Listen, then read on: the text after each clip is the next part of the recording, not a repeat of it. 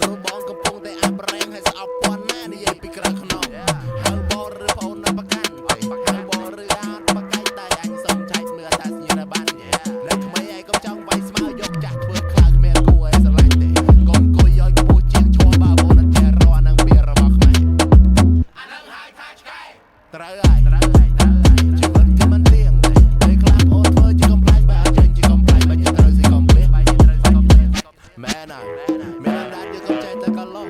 មានមាត់យកកុំចេះតែចំហឌីលគេតែនៅក្រោមហើយបែរជាឈៀងមកពីស្រុកម៉ូរស័យមក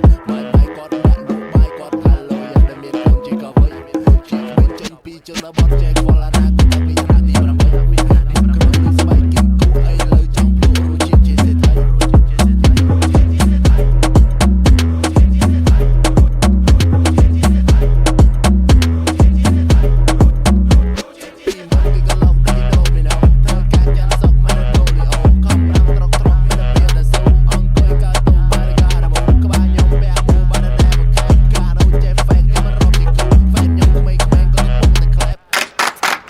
ជាគំរូសម្រួលសម្របសម្រួលឲ្យវាស្របហើយសម្របឲ្យវាស្រួល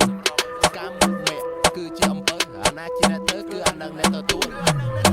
ជាមួយគ្រាន់តែដើរគេសាឡាឥឡូវគេហៅថាសើគំរូកោបស៊ីលុយតែដុល្លារតែវាដូចតាស៊ីមលូជីវិតក៏មកជាតិthêmមកស្រាក់ក៏មកคลิกក៏មកខ្លាក់ក៏មកលេខក៏មកលាក់ក៏មកលៀមឈប់ភ្លាមទៅត្រៀមរកប្រាក់